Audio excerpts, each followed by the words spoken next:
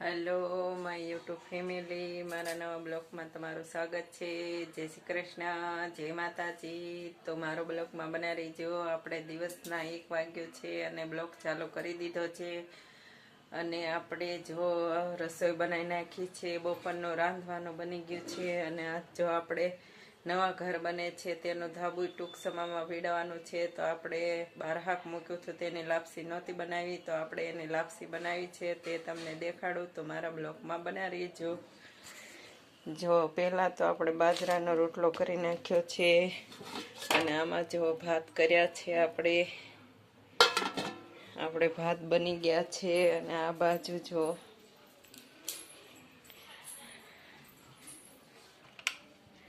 આપણે લેટ ચાલુ કરી છે.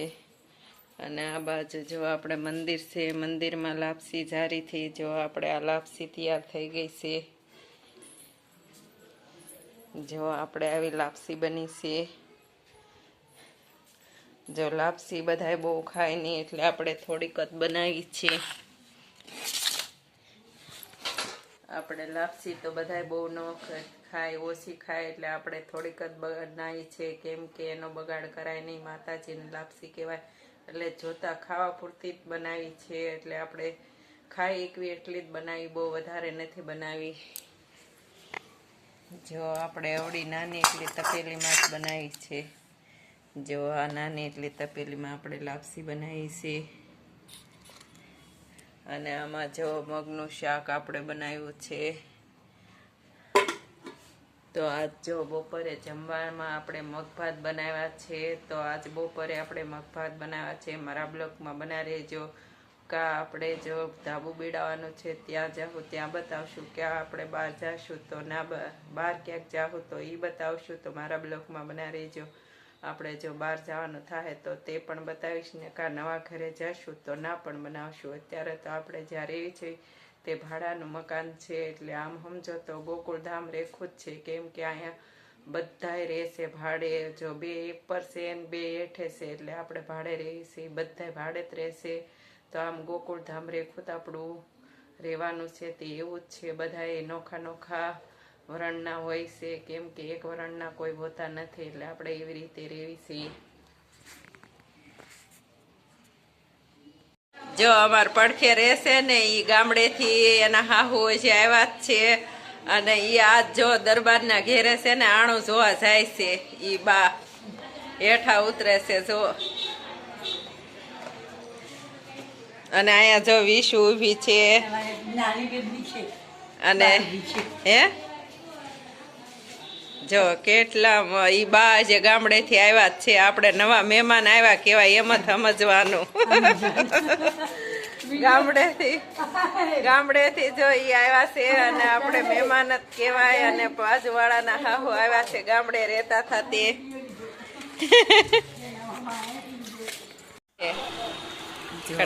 રેતીનો ખટરો આવી ગયો છે. આપણે કાલ સ્લેબ બીડવાનો છે, એટલે રેતીનો ખટરો આવી ગયો છે.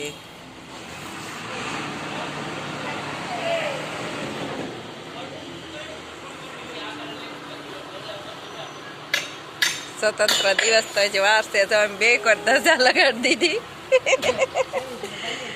જાન્યુઆરી દી ભરવાનું છે ને ધાબુ, એટલે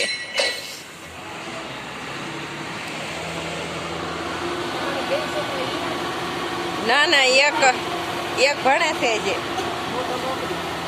મોટો ભણે છે અને નાનો ખુદનો ધંધો કરે. એને કેમ્પ્યુટર મૂક્યા હતા નાકે.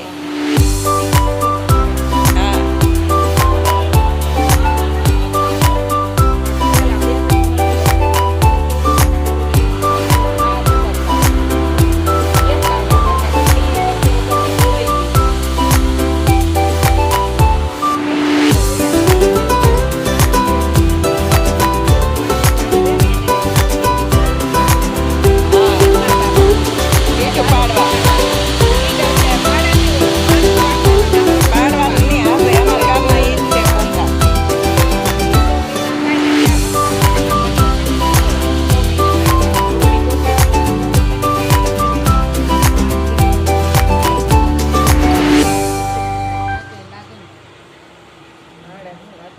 ગાંઠિયા ફેમસ છે એટલે આપણે ગાંઠિયા લાવ્યા છે અને હવે તમને હું ગાંઠિયા બતાવું કેવા છે તે તમે જુઓ. ગાંઠિયા આપણે ભાવનગરના ફેમસ ગાંઠિયા. હવે આપણે આ થાળીમાં કાઢશું. જો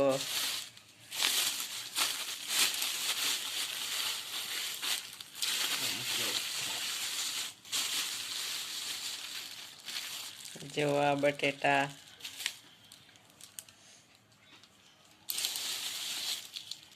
અને આ જો લીલી ચટણી હારે બટેટા હારે અને આમાં જો ગાંઠિયા છે. મસ્ત મજાના ગાંઠિયા આવી ગયા છે અને હવે આપણે જો આ થાળી અંદર કાઢવાના સેવી.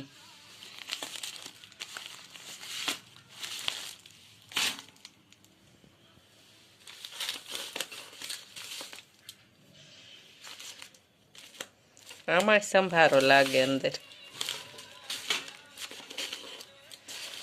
દોરો જો કેટલો વીટવેલો છે. ક્યાં દોરાનું ઓલું જાય એ જ નથી ખબર પડતી.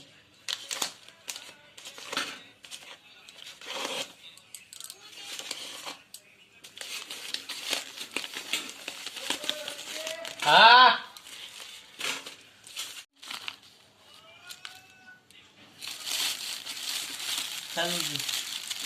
હા કાઢી નાખી છે ને જો મસ્ત મજાના ગાંઠિયા આવી ગયા છે આપણે ભાવનગરના. તમે ઘડીક પહેલા જોયું ને કેવું બોલતો હતો ને મારો એ નાનો છોકરો છે. આપણે બ્લોક ઉતારી તો જો સપોર્ટ કેટલો આપણને મળે છે તે તમે જોઈ શકો છો.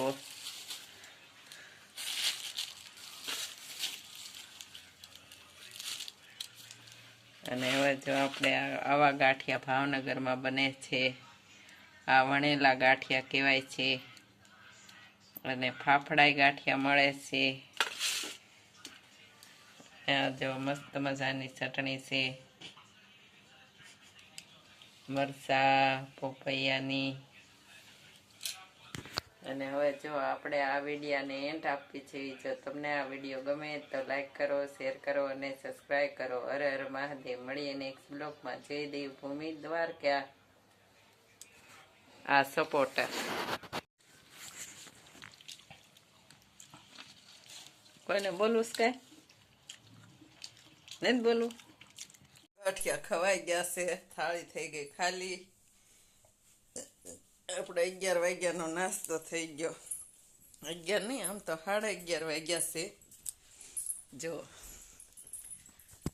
કેટલા વાગ્યા